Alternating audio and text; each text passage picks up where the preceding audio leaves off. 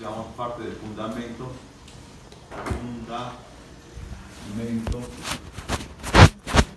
de fenómenos de transporte. Vamos a abreviar transporte. ¿Ok? Entonces, fenómenos. Y básicamente estamos viendo parte de propiedades. Nos vamos a entrar a ver unas propiedades. Muchos ejercicios ya los quité, ¿verdad? Porque me doy cuenta que muchos maestros no entran con este tipo de problemas. Muchos profesores entran ya con pérdidas por fricción, empiezan con... Pero como yo voy a aplicar, alguna vez aplico el ETS de flujo de fluidos, ¿verdad? Algunas veces aplico problemas de manometría y sucede que no lo saben hacer los jóvenes. Dentro de su plan que ustedes tienen, que consiste en las malas prácticas de los profesores, es que muchas veces muchos profesores nada más aplican lo que enseñaron y no debe de ser así. Dentro de nuestros temas de las malas prácticas es que tenemos que ver todos los contenidos. Todos tenemos un contenido. No les doy la línea de aprendizaje. ¿Por qué no les damos la unidad de aprendizaje? Porque es 2010 y yo siento que eso también está mal. Darles una unidad de aprendizaje y que nada más ocupemos nosotros el 60 o el 70% de esas unidades de aprendizaje, no está correcto. ¿Okay? Deberíamos de tener mucho más cuidado cómo manejamos las unidades de aprendizaje. Entonces, deberíamos de cubrir más cosas que debería decir las unidades de aprendizaje. Bueno, entonces la idea es que cubramos lo que es a nivel de nuestra ingeniería. Cuando empezamos a ver fenómenos de transporte, vemos nosotros algunas propiedades. Por ejemplo, normalmente vemos propiedades de tipo, vamos aquí voy a poner una propiedad de tipo intensiva. Entonces, las propiedades que vamos a atinar aquí el marcadorcito. Propiedades intensivas. Dentro de las propiedades intensivas,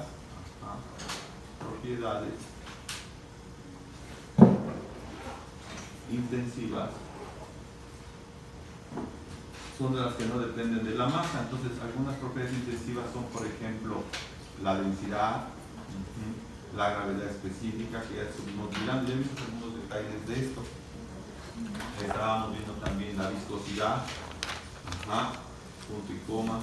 ¿Qué más? Otra propiedad de tipo intensiva, la presión, que también ya vimos que hay presión absoluta, ¿verdad? Y la presión absoluta formada por una presión manométrica y una presión hidrostática. Eso ya lo hemos, fíjense que todo lo que vamos platicando y escribiendo lo vamos aplicando. Después vimos otra propiedad que es la propiedad de la temperatura. La temperatura no les menciona nada, pero en el libro menciona que hay que transformar la temperatura a propiedades iguales, a que sumarle 273 para convertirlos en grados Kelvin, y después manejamos también los grados Rankine. Y manejamos una ley que se llama la ley de los gases, la ley de los gases ideales, que se aplica cuando tenemos menor presión, y la ley de los gases, ahora sí, en general, para todos aquellos que manejamos de un estado a otro estado. Eso ya lo hemos estado mirando. Y otra de estas, estamos manejando una cosa que se llama el esfuerzo de corte, que este es uno de los casos más tremendos que tenemos en fenómenos de transporte. Algunos no lo entienden, pero recuerden que el esfuerzo de corte es una deformación de flujo. Y entonces el primer problema que establece el libro de Linus Engel es que el alumno o el futuro ingeniero tiene que empezar a deducir primero una expresión porque te va a servir para los siguientes pasos. Entonces recuerden que vamos a tratar de que no nos afecte nada del COVID, ¿verdad? Porque también nos anda pegando mucho el COVID. Se cuiden, usen su cubrebocas, no sea que al final del año nos estén cerrando otra vez la escuela, ¿vale? Entonces vamos otra vez en línea, ¿ok? Entonces tenemos que tener mucho cuidado. Y de esto les comento porque vamos a empezar a aplicar este esfuerzo de corte. Recuerden que el esfuerzo de corte depende de los ejes de coordenadas. Entonces, para recordar, no vamos aquí a dar un problema de fenómeno de transporte, ¿verdad? Vamos a recordar que cuando nosotros tenemos un tipo, por ejemplo, el más sencillo caso, que es el caso 1, que es una película descendente en plano inclinado, donde el tramado es la pared, normalmente colocamos un vector de velocidad. el vector de velocidad se manipula con el esfuerzo de corte. Los balances nunca se hacen con esfuerzos con velocidades, siempre se hacen con esfuerzo de corte. El esfuerzo de corte, ¿por qué? Porque ese esfuerzo de corte es una propiedad y la velocidad no es una propiedad, es una característica del fluido. Y entonces lo primero que se hace es que el alumno debe saber dónde se coloca el esfuerzo de corte o dónde se requiere mayor fuerza, ya que el esfuerzo de corte es una condición de fuerza sobre una sola superficie y la superficie permanece constante. Entonces la fuerza es directamente proporcional al esfuerzo de corte. Donde tengamos mayor esfuerzo de corte es donde aplicamos mayor fuerza para que las moléculas se muevan y normalmente se encuentran cerca de la pared y tenemos un esfuerzo de corte máximo. Y alejadas de la pared tenemos un esfuerzo de corte mínimo. Y donde tenemos el esfuerzo de corte máximo tenemos una característica del fluido, que es la velocidad, y las moléculas estamos viendo una velocidad mínima. Y aquí donde el esfuerzo de corte se conoce como mínimo, tenemos entonces una velocidad máxima. ¿Okay? Normalmente el punto de origen se coloca donde se encuentra el vector de velocidad máxima. Normalmente se coloca donde se encuentra el vector de velocidad máxima, que es un vector. Y si manejamos ejes de coordenadas, pues vamos a suponer que este es el típico eje de coordenadas X, es el típico eje de coordenadas Y, o las verticales, y el eje de coordenadas Z. Esto ya lo vieron en fenómenos del transporte. Y básicamente cuando manejas un esfuerzo de corte, el esfuerzo de corte siempre se trata de indicar y se traza del mínimo al máximo. Entonces, si yo quiero trazar aquí el esfuerzo de corte del mínimo al máximo, tendría yo algo así. Tendría que trazarlo. Son flechas, una flecha completamente perpendicular a la pared y tengo el esfuerzo de corte. Recuerden que la primera letra te indica, esta es una propiedad que depende de un eje de coordenadas y lleva el eje de las X, entonces se coloca la letra X. Y después la siguiente letra te indica el deslizamiento del fluido. Si el deslizamiento del fluido es en el eje de las Y, colocamos aquí el eje de las Y. Y así vamos manejando. Pero después, ustedes en fenómeno de transporte, el maestro te tiene que enseñar un balance y aplicas un jacobiano. Y entonces empiezas a encontrar cuánto es el esfuerzo de corte, después encuentras cuánto es el perfil de velocidades en un eje, ya sea en el eje X o en el eje Y. Este sería el eje de las Y. Después obtenemos una velocidad que puede tomarse como la velocidad máxima.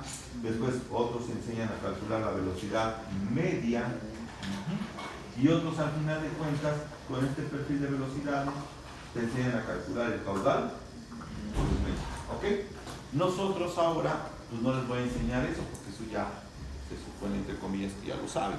Ahora vamos a aplicar para qué nos sirve todo eso que nosotros encontramos, para que después podamos empezar a calcular el efecto o lo que llamamos el factor de Darcy.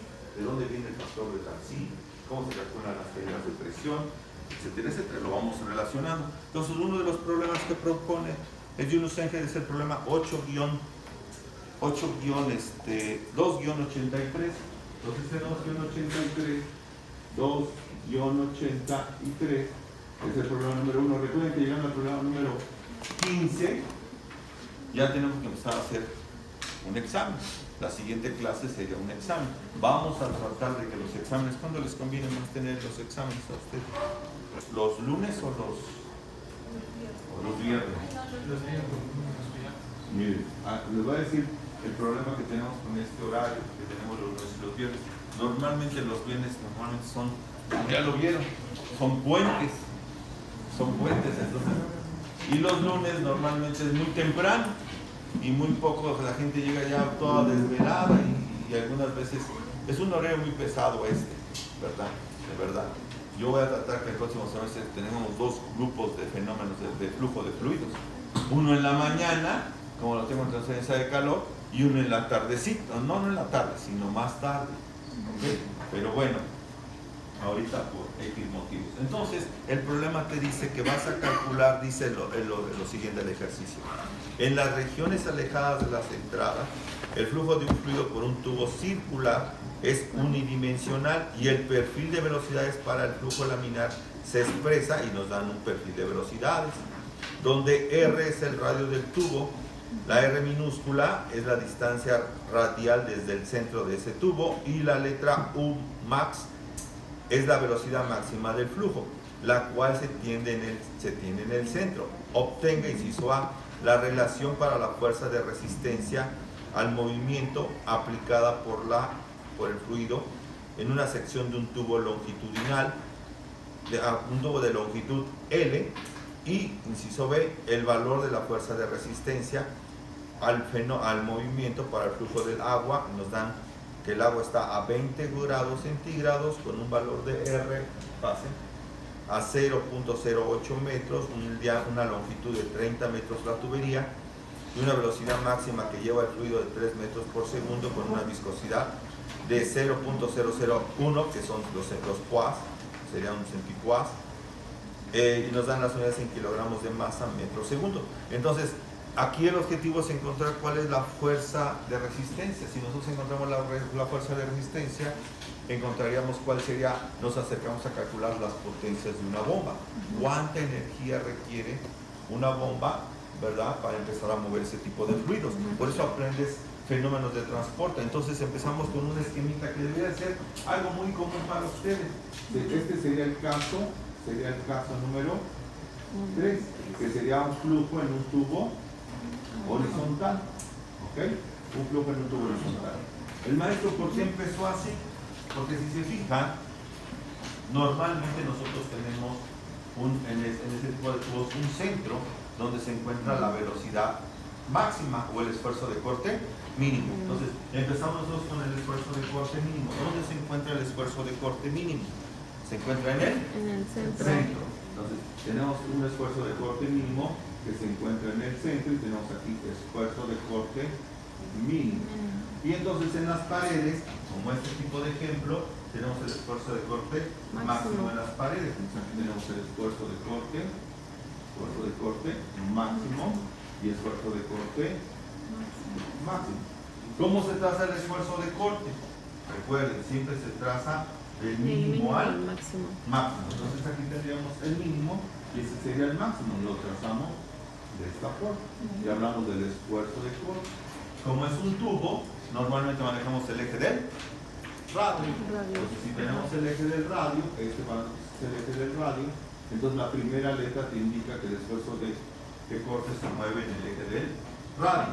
Y normalmente tenemos una longitud y esta longitud la colocamos en función de un eje de coordenadas. Vamos a suponer que este fuese el movimiento en el eje de las zetas. Entonces aquí tendríamos z igual con 0 hasta z igual con la longitud, que normalmente manejamos a esta sección como una letra L de longitud. Y normalmente el radio lo manejamos con R igual con 0. El punto de origen siempre se coloca donde se encuentra el vector de velocidad máxima, como aquí está, como yo le dije aquí. Entonces, o donde se encuentra el tau mínimo. Entonces se coloca el valor de R igual con 0. Entonces aquí tenemos la velocidad máxima y aquí tenemos la velocidad mínima. Hay maestros que en fenómenos de transporte todo lo trazan en función de las velocidades. Recuerden, ingenieros, futuros ingenieros, no vamos a ser ingenieros hidráulicos, pero por lo menos que tengamos la base. ¿Ok? Si esto es cierto, entonces el fluido se mueve en el eje de las zetas. Podemos mover el eje de las zetas. En el ejercicio que tenemos acá, uno nos dice entonces estamos viendo el eje que estamos trabajando, X, Y, no, nada más nos dice que está cambiando la velocidad en el radio, ¿es cierto? Bueno, cuando ya tenemos esto, se supone que estamos acá y aplicas un balance y encuentras el esfuerzo de corte.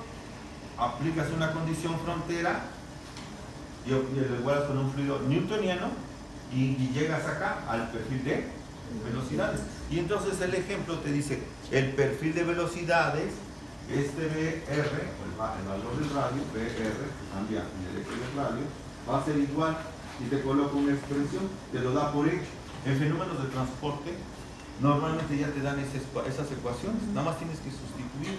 Entonces dice que el esfuerzo de corte es la velocidad máxima, aquí voy a quitar esto para cambiar es la velocidad máxima que multiplica al valor de 1, que es un binomio elevado al cuadrado, donde colocamos el valor de quién.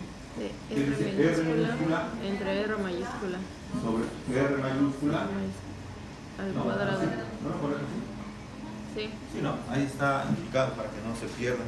Nada más que normalmente colocan R cuadrada minúscula sobre R cuadrada mayúscula. Si sientes ahí, ¿no? ¿Está ocupado? ¿Está apartado? No, aquí no hay que apartar lugares. Bueno, solamente que tengamos un cine y nos den un boleto y ya está. ¿Vale? Porque casi no llega. ¿Vale? Entonces, bueno, ya tenemos la ecuación del perfil de velocidades. Ahí está indicado perfil de velocidades. ¿Ok? Y ahora, ¿qué hacemos con esa ecuación del perfil de velocidades? ¿Qué es lo que se está deformando para tener nosotros unas características de flujo? ¿Quién se está deformando? Al fluido. Y si se está deformando el fluido para generar este perfil, ¿verdad? Que es esta cochinada que está acá, que demuestra esta cochinada que está ahí. Entonces lo que tenemos que hacer es igualar con un fluido. Pero nosotros como ingenieros, ¿qué nos interesa? Todo lo que está relacionado con la fuerza. Entonces tenemos propiedades intensivas y una de las propiedades de tipo intensivas es la fuerza. Entonces viene la letra F de fuerza, pero ¿cómo lo relacionas con el flujo? ¿Cómo relacionas esa propiedad de fuerza de tipo extensiva con una propiedad de tipo intensiva? Pues solamente la única forma es el esfuerzo de corte. Ajá. Y entonces divides a esta letra F, entonces esta letra F la divides entre el área.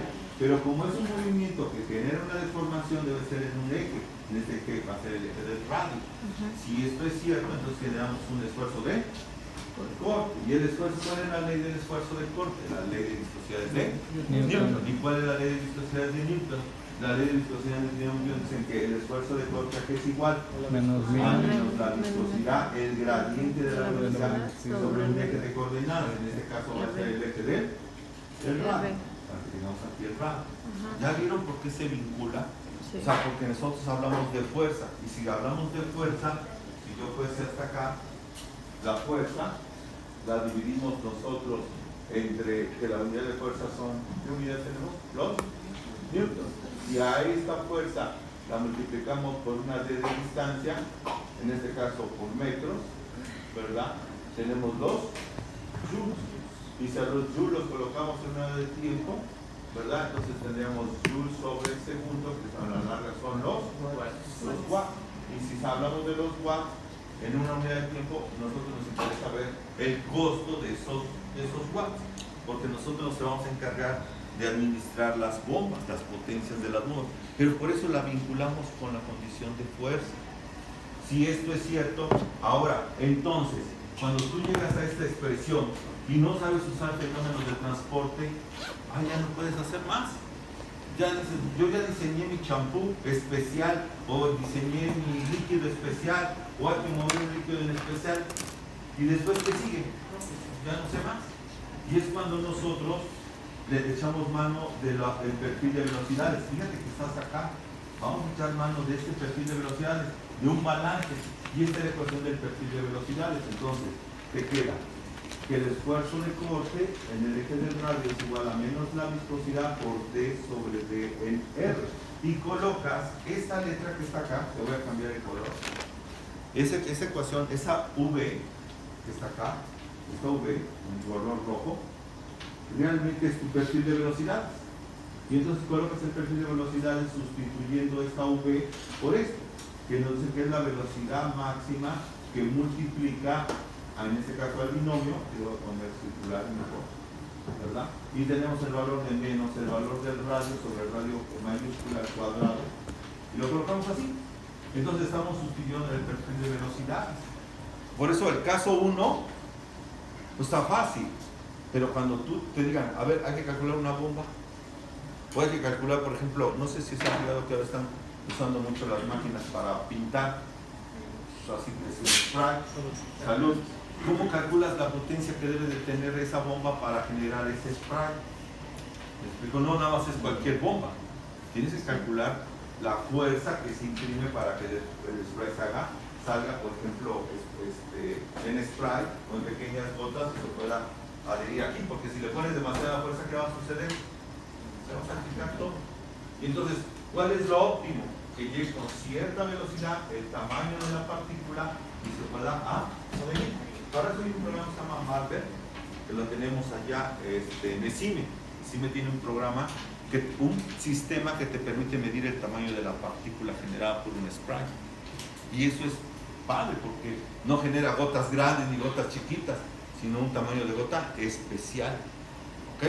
Entonces, nosotros necesitamos calcular los perfiles de velocidad para saber qué fuerza le vamos a aplicar a ese fluido y que se pueda adherir correctamente y que no se esté salpicando. ¿Cuáles son los corrientes? Si se fijan, hay unos sprays que colocas corrientes y tienen demasiada fuerza. ¿Y qué sucede en la casa? Todo es más, entras y caray, pasa todo en una nube, ¿no? Se forma una neblina. Porque no calcularon perfectamente bien el fluido. Si viene una molécula grande y se quiere adherir acá, choca esa molécula, mitad se queda tal vez adherida acá y la otra mitad sale disparada. Pero no en la misma molécula, sino en moléculas más, o en estructuras más, en partículas más pequeñitas. Entonces se ve nublado. Eso no nos sirve. Nosotros tenemos que optimizar ese sistema. ¿Cómo? Haciendo esto. Jóvenes, no podemos trabajar más que haciendo esto. Entonces, si tú tienes aquí una boquilla, pues vas a calcular el perfil de velocidades con esto y entonces ocupas este tipo de caso, el caso número 3. ¿Vale? Ya cuando tenemos esto, pues lo más sencillo es empezar a derivar y se empieza a derivar. Entonces, cuando empiezas a derivar, empiezas con el valor del esfuerzo de corte. Entonces, el esfuerzo de corte lo colocas de esta forma y dices que la FR es igual al área perpendicular, que es igual al esfuerzo de corte, que es ese que está acá, y empiezas con menos la viscosidad y empiezas a derivar una por una. Primero sacas una constante. ¿Cuál es la constante de esta? La velocidad máxima. La velocidad máxima es una constante y empiezas a derivar la primera. Sería multiplicar D en R, D sobre NR por el 1, después D sobre DNR por el valor de R sobre R, esta R mayúscula. Entonces, al multiplicar te queda D sobre DNR multiplicado por la unidad, menos, sacas la constante mayúscula 1 sobre R mayúscula cuadrado y colocas la derivada D sobre DNR, ¿de quién? De R minúscula elevado al cuadrado y cierras el paréntesis. Creo que sí lo dije o me salté. Hay cosas que me voy saltando en las notas, entonces, porque me imagino que ya lo saben. Entonces la derivada de una constante, cero. ¿cuánto vale? 0, no tenemos pendiente, no hay una pendiente, entonces la derivada de una constante vale 0, se elimina esta que está acá, se elimina esta, se vuelve 0. Y entonces continuamos acá, ya no nos interesa tanto como esfuerzo, nos interesa tanto como la fuerza, porque la fuerza es donde vamos a sacar la potencia. Recuerden que sacamos la potencia y todo debe estar vinculado con la fuerza. Y entonces lo que haces es, ahora voy a quitar, nada más aparece FNR sobre el área perpendicular y va a ser igual a menos la viscosidad, la vector de velocidad máxima, y tenemos aquí cuál sería Menos 2R, menos 2R. Ajá, ¿cuál sería la derivada de esta? 2R. Exacto, menos, porque aquí tenemos el signo menos 2R minúscula Entre R mayúscula sobre R mayúscula cuadrado. ¿Ya lo vieron? Entonces, vamos a despejar la FR. Despejamos la FR. Pero ¿cuál es el área perpendicular de un cilindro en esa condición? 2pi RL. Por eso llevas fenómenos de transporte, porque todo lo que acordabas, ¿cómo era? 2pi por R por L, 2 phi por r por L, que es esta que pasó multiplicando. Y después aparece el signo menos. Pero aquí podemos multiplicar menos por menos, más, y nos queda simplemente 2 veces 2 por 2, que está acá, nos queda el número 4. Menos por menos, más. 2 por el número 2, que por el número 2 de pi, de 2pi, 4. ¿Qué más nos quedaría? Esta R, esta R cuadrada. R cuadrado. Y aquí nos quedó el valor de la R mayúscula elevado al cuadrado. ¿Ok? Hasta ahí. ¿Tenemos alguna pregunta? No eliminé ninguna, nos falta la viscosidad, ¿no? Multiplicada por la viscosidad. ¿Y el vector de velocidad? Máximo.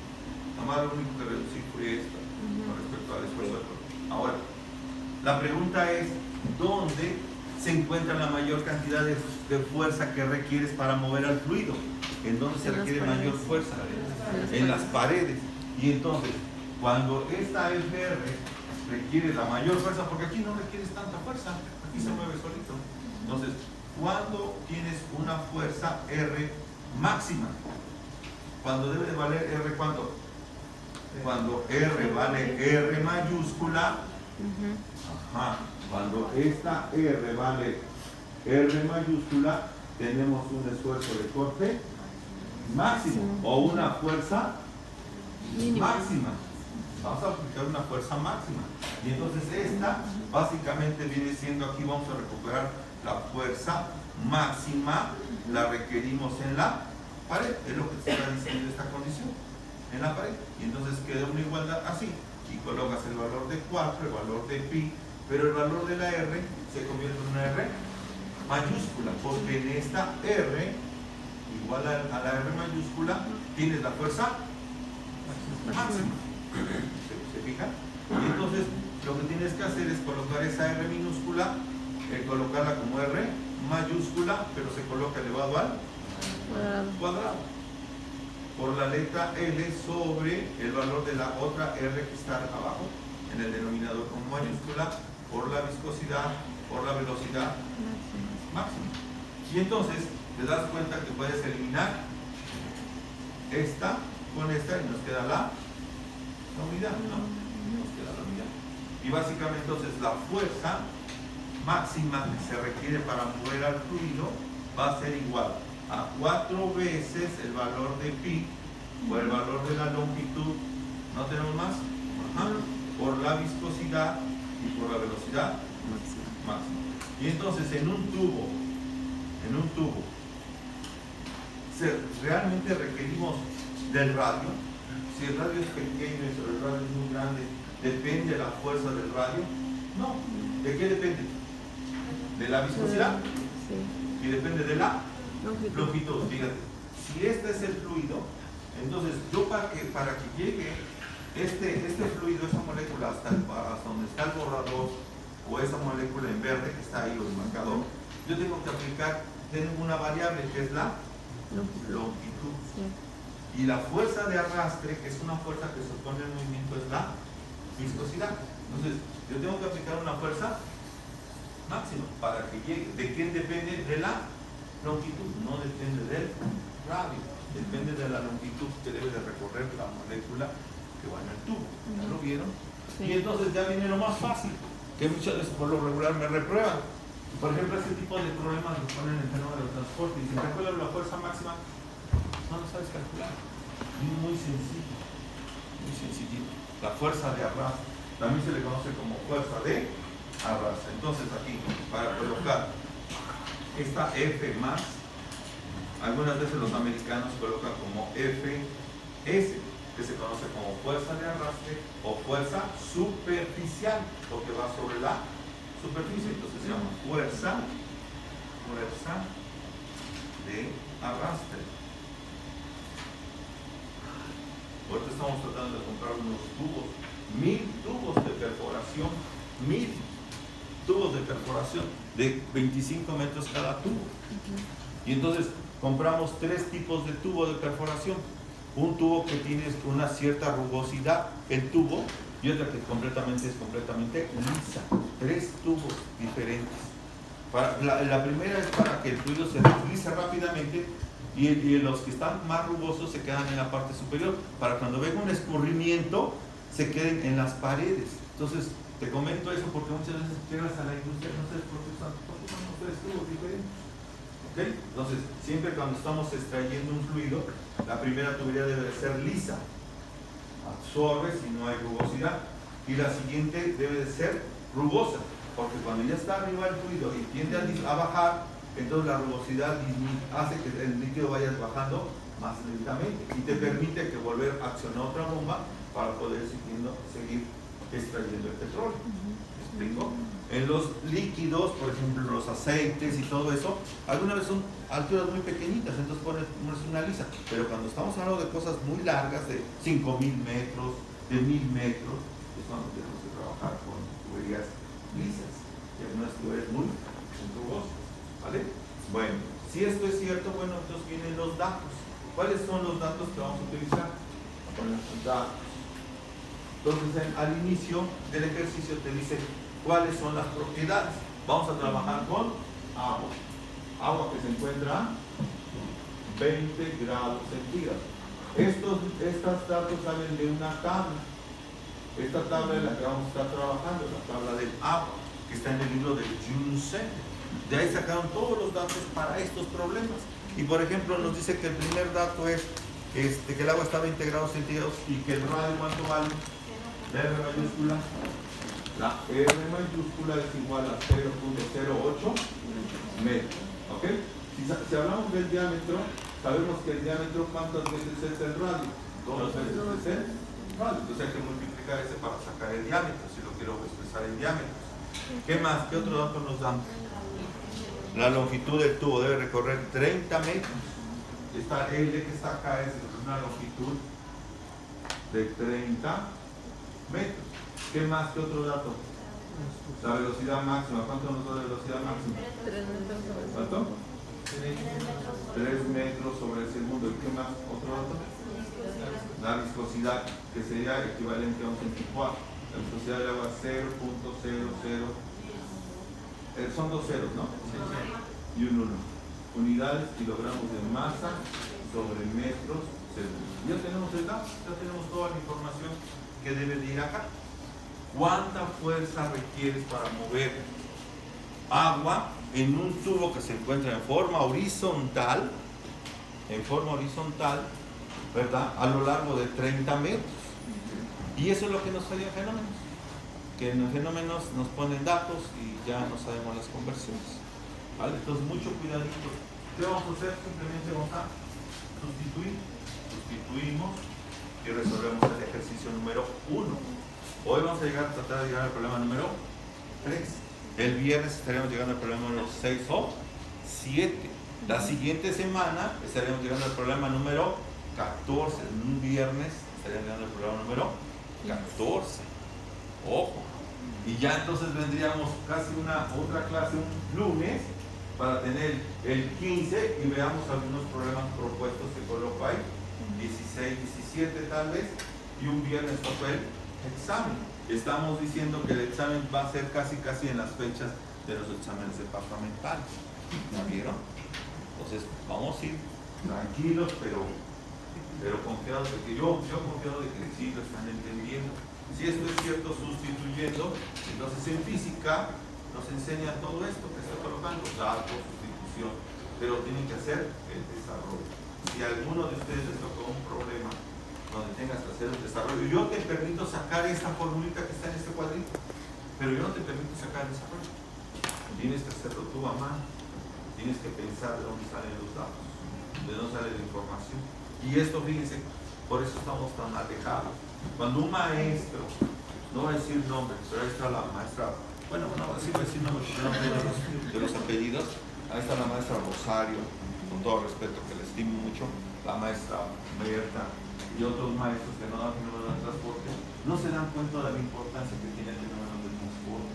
Y los fenómenos del transporte nos hacen bien difíciles pasar. Nos hacen bien difíciles pasar fenómenos del transporte porque no son ingenieros. Ahorita, por ejemplo, fíjense, mañana tenemos una junta de fenómenos del transporte.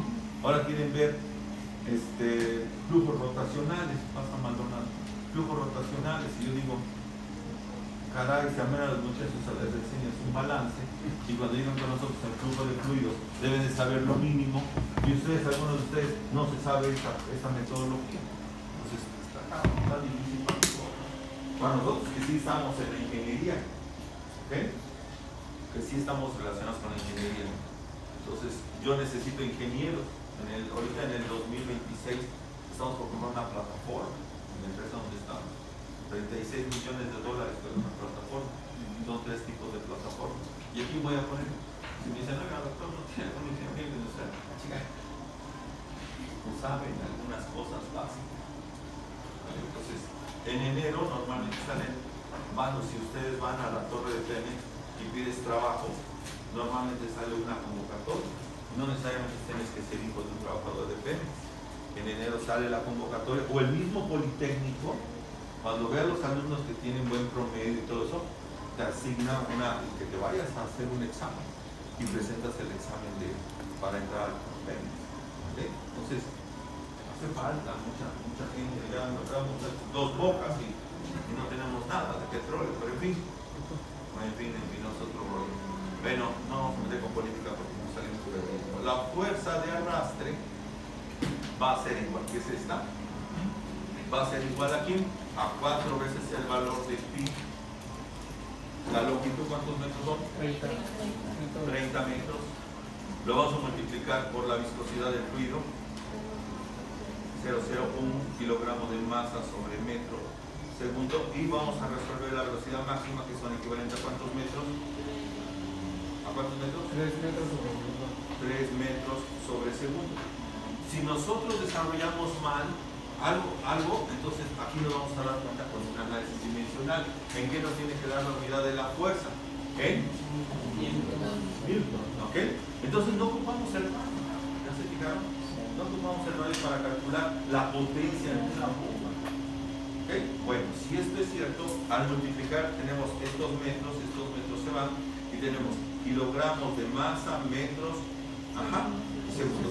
Si vemos las unidades, realmente nos vienen quedando los kilogramos de masa, metros sobre segundo cuadrado, y eso equivale a un newton. Entonces estamos correctos. Y entonces, ¿qué falta? Hacer las multiplicaciones. Y es donde mis alumnos, maestro, es que me equivoqué, ya hicieron toda la chamba difícil. Entonces, normalmente un buen ingeniero siempre se agarra a un asistente. Tú haces esto y el asistente hace las operaciones.